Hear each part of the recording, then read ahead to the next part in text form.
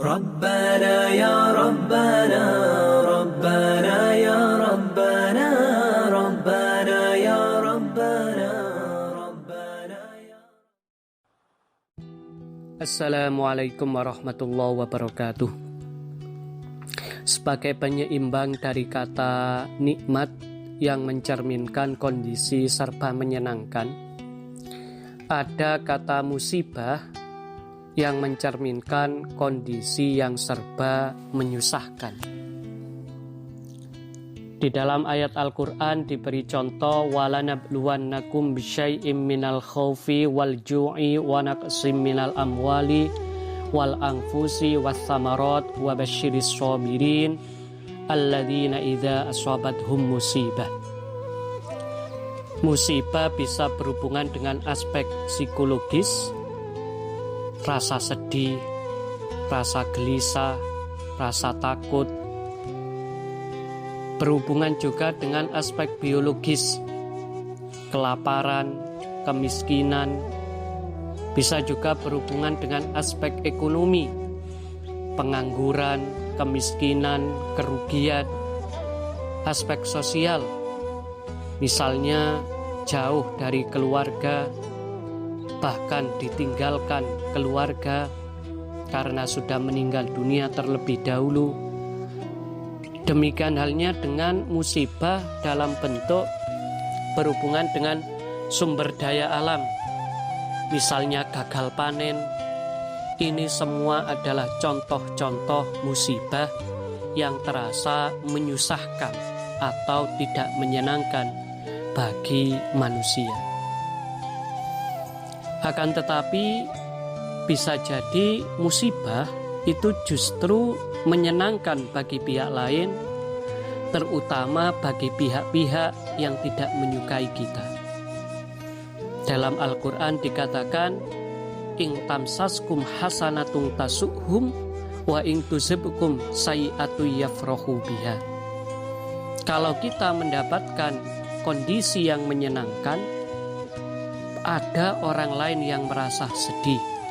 Sebaliknya, ketika kita mengalami kondisi yang tidak menyenangkan atau terkena musibah, bisa jadi orang lain merasa senang. Ini dalam kasus-kasus olahraga jelas, ketika ada dua kubu, dua tim saling bertanding, maka yang kalah akan merasa sedih, sedangkan yang menang akan merasa senang. Dan dia juga merasa senang ketika ada tim lain, terutama tim musuh yang mengalami kekalahan. Oleh karena itu, kita jangan mudah-mudah menyebarluaskan informasi menyangkut musibah yang sedang kita terima, apalagi di media sosial. Karena bisa jadi orang-orang yang membacanya di media sosial justru bertepuk tangan, bukan malah bersimpati, apalagi memberi solusi terhadap masalah atau musibah yang sedang kita hadapi. Di sisi lain, ketika ada musibah, jangan sampai kita menyalahkan orang lain. Itu adalah watak yang sering dilakukan oleh kaum Bani Israel, terutama kaum Yahudi. Wa ing tusibhum sayi'atu yattayyaru bi Musa wa man ma'ah.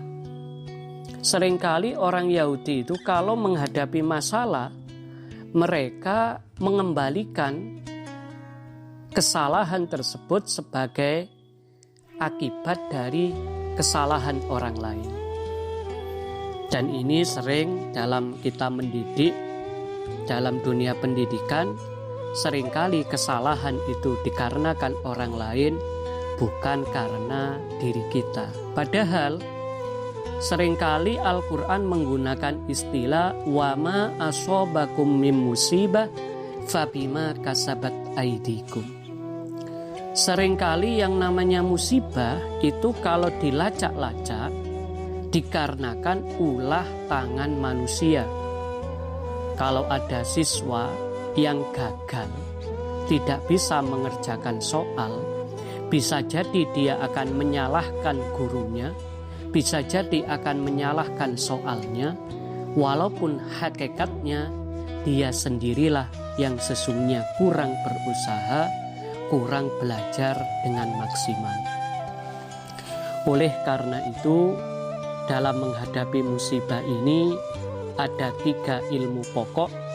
Yang pertama adalah musibah merupakan sesuatu yang tidak menyenangkan, yang berhubungan dengan aspek psikologi, biologis, aspek ekonomi, sosial, dan sebagainya, yang semuanya itu jangan mudah kita sebarluaskan ke orang lain, karena bisa jadi mereka tidak bersimpati apalagi memberi solusi, justru akan bersukaria atas musibah yang kita alami.